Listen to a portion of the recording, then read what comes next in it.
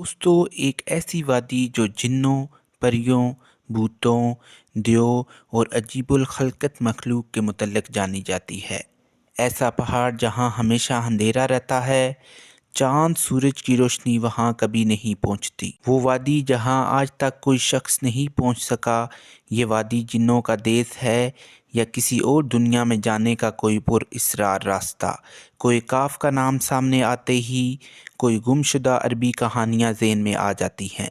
ऐसी कहानियाँ जो बादशाहों की हसीन शहज़ादियों से शुरू होकर जिन्नों और परियों के ज़ेरे कब्ज़ा हैबतनाक कलू और तलस्सम से जुड़ी होती हैं। ऐसी कहानियों का मरकज़ आम तौर पर ये होता है कि फ़लाँ मुल्क के ताकतवर बादशाह की हसीन और नर्म व नाज़ुक शहज़ादी को फ़लाँ जिन या देव ने अगवा किया और कोह काफ के किसी वादिये की तारीख़ी महल में ले जाकर कैद कर दिया। इसी तरह की कहानियाँ हिंदुस्तान, ईरान और अरबी इलाकों के अफ़सानों और अदबी किताबों में अहम मकाम रखती हैं। तहरीरी शक्ल में मौजूद होने के अलावा ये दास्तान सीना बसीना रवायतों में भी मौजूद हैं। जबल काफ या कोह काफ मशरिक़ वस्ता और अरबों के मशहूर अफ़सानों में एक अफ़सानवी पहाड़ी सिलसिले का नाम है। इस्लामी रवायतों में कोह काफ को जिन्नों का वतन कहा जाता है, जिसे खुदा ने चमकते ज़मुर्द से बनाया है, जबकि ईरानी रवायतों के मुताबिक ये इलाका शुमाली कफ़कास के इलाकों में मौजूद था, जिस इलाके को इंसानों के किसी हुकूमत ने भी आज तक कब्ज़ा करने में नाकाम रहा है, क्योंकि कदीम इल्म ने इन बुलंद पहाड़ी इलाकों को इसरार में ढांप रखा था। कोह काफ दरअसल एक तवील पहाड़ी सिलसिला है। ये ज़मीन का सबसे दूर दराज मकाम कहा जाता है, जो दस्तानों में ज़रतश्त की ज़मीन ज़मुर्ग नामी परिंदे की तरह है। ज़मुर्ग नामी परिंदे की वजह से मशहूर है। कहते हैं कि कोह काफ सब्ज़ ज़मुर्ग पर मुश्तमिल है, जिसके अक्स ने आसमान को सब्ज़ रंग अता किया है। कोह काफ को जिन्नों का शहर भी कहा जाता है, जहाँ ज़माना कदीम में जिन्नात की नस्लों ने बहुत सारी हुकूमतें कायम की थीं। इमाम कज़वीनी लिखते हैं कि कोह काफ कई इलाकों में मुनक़सम है, जिसमें 70 ज़मीनें चांदी की हैं, 70 ज़मीनें सोने की हैं और 70 ज़मीनें मुश्क की हैं। अरबी कहावतों के मुताबिक काफ पहाड़ी सिलसिलों में सबसे ऊंचा पहाड़ी सिलसिला है, जो अल्लाह की तरफ से ज़मीन को सहारा देने के लिए बनाया गया था। और इस दुनिया में जितने भी पहाड़ी सिलसिले हैं, तमाम सिलसिलों की शाखें ज़ेर ज़मीन कोह काफ से जुड़ी हुई हैं। इसी तरह कोह काफ, जो इस ज़मीन का सबसे बड़ा पहाड़ है, तमाम पहाड़ी सिलसिलों का मरकज़ है। ज़करिया अल-कदीनी ने 13वीं सदी में अजाइबुल मखलूक़ात एक किताब लिखी थी, जिसमें उन्होंने कस्मोलॉजी के मुताबिक ये नज़रिया दिया था कि आसमान को खुदा ने थाम रखा है ताकि वो ज़मीन पर ना गिर पड़े। इस ज़मीन के चारों तरफ पहाड़ों का एक तवील सिलसिला है, जिसमें कोह काफ भी शामिल है, जो इन सिलसिलों को खूंटी की तरह अपनी जगह पर रखता है।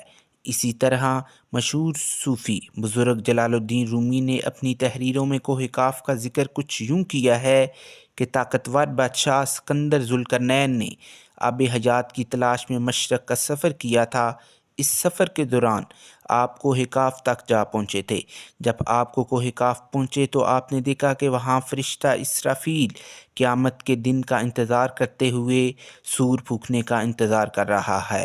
कोह काफ और इसने आबाद मखलूक़ात के मुतल्लिक़ एक और रवायात बयान की जाती है कि हज़रत इब्न अब्बास फरमाते हैं कि रसूलुल्लाह सल्लल्लाहु अलैहि वसल्लम हमारे पास तशरीफ़ लाए, जबकि हम मस्जिद नबी में हल्का बनाकर बैठे हुए थे। हमें आप सल्लल्लाहु अलैहि वसल्लम ने फरमाया, क्या कर रहे हो?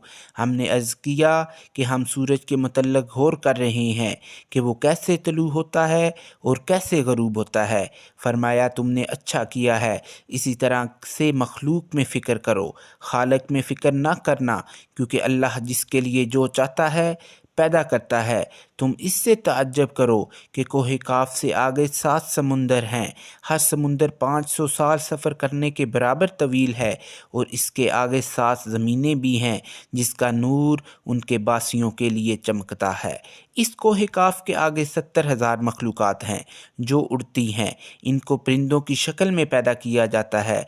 ये मखलूक और इनका बच्चा पैदा होते ही हवा में उड़ने लगता है।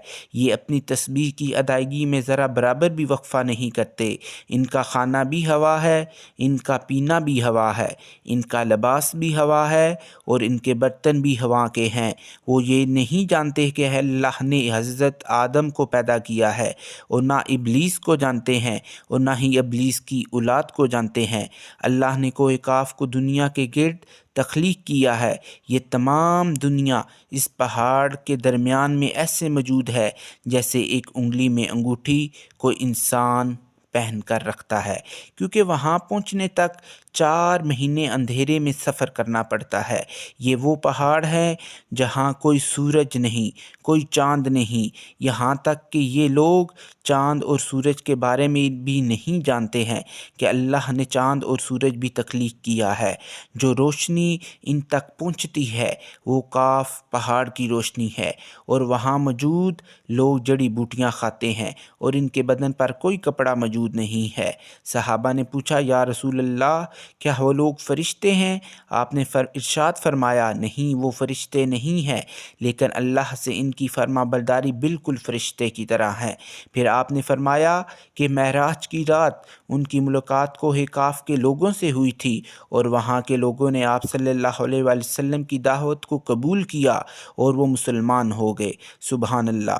صوفیاء کرام کے نزدیک دراصل کوہ کاف اس زمین میں موجود کوئی پہاڑ نہیں، بلکہ کوہ کاف سے مراد عالم مثال میں واقع وہ پہاڑی سلسلہ ہے جو بذریعہ کشف اولیاء کرام کے مشاہدے میں آتے ہیں، جیسا کہ خواجہ فرید الدین عطار جیسے صوفیاء نے اس تصور کا مشاہدہ کیا ہے کہ طریقت میں کوہ کاف کو شعور کا ایک دائرہ اور مرید کا حد سمجھا جاتا ہے، جسے پا کر بندہ فنا فی اللہ کے درجے تک پہنچ جاتا ہے۔ بہت سارے لوگوں کا یہ ماننا ہے کہ یہ لفظ کاف جس چیز کی مرکز کو ظاہر کرتا ہے، اور یہ لفظ اتنا مقدس ہے کہ قرآن میں پوری ایک سورہ کا نام سورہ کاف ہے جو اس کوہ کاف پہاڑ کی طرف اشارہ کرتی ہے۔ اس سورہ میں اللہ کی وحدانیت اور زندگی کا نظریہ پیش کیا جاتا ہے۔ کوہ کاف جغرافیائی اعتبار سے ہماری زمین میں کہاں ہے، کہاں موجود ہے، اس کے متعلق مختلف نظریات پائے جاتے ہیں۔ زیادہ تر مورخین کا اس بات پر اتفاق ہے کہ عربی داستانوں کی کوہ کاف دراصل موجودہ روس میں قفقاز یعنی ماؤنٹ کس نامی ایک پہاڑی سلسلہ ہے۔ یہ علاقہ یورپی روس میں بحیرہ اسود اور بحیرہ قزوین کا حصہ ہے، جس میں آرمینیا، آذربائیجان، داغستان، روس، چچنا جیسے ملک شامل ہے۔ یہ علاقہ قدرتی حسن سے مالا مال ہے، جہاں جانوروں اور پرندوں کی بے شمار اقسام پائی جاتی ہیں۔ جھیلیں، آبشاریں، چھوٹے چھوٹے چشمے دیکھ کر ایسا معلوم ہوتا ہے کہ گویا جنت زمین پر اتر آئی ہو۔ یہاں انسانی آبادی بہت ہی کم ہے۔ یہ پہاڑی سلسلہ ایشیا کو یورپ سے جدا کرتا ہے۔ اگر کوہ کاف کو خلائی سیٹلائٹ سے دیکھا جائے تو یہ علاقہ سفید پٹی جیسا نظر آتا ہے، جبکہ بعض محققین کا خیال ہے کہ کوہ کاف انٹارکٹیکا کے ان ویران اور برفینے علاقوں میں موجود ہیں جو ہمیشہ بادلوں اور اندھیروں سے ڈھکا ہوا ہے، جبکہ کچھ لوگ قدیم کور کے ہیٹلائٹ سٹی کو ہی کوہ کاف قرار دیتے ہیں جو کسی بڑے عذاب کی وجہ سے تباہ ہو چکا ہے۔ جدید فزکس کی نئی تاریخ کے مطابق یعنی ڈائمنشن بھی کوہ کاف کو بیان کرنے میں مؤثر ثابت ہوتی ہیں۔ دراصل فزکس کی جدید تحقیق کے مطابق ہماری اس کائنات میں کل 11 ڈائمنشن موجود ہیں، جبکہ ہم انسان صرف 3 یا 4 ڈائمنشن میں زندگی گزار رہے ہیں، کیونکہ ہم ٹائم اور سپیس کی قید میں زندگی گزار رہے ہیں۔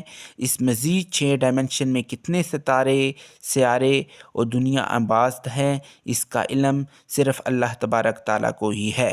محققین کے مطابق ارواح کی دنیا، عالم برزخ اور جنت و جہنم انہی ڈائمنشن میں موجود ہیں جن میں انسان موت کے بعد داخل ہوتا ہے۔ ممکن ہے کہ کوہ کاف بھی انہی 11 ڈائمنشن میں سے کسی ایک ڈائمنشن میں موجود ہے، جہاں نسل انسانی کا قدم رکھنا بالکل ناممکن ہے۔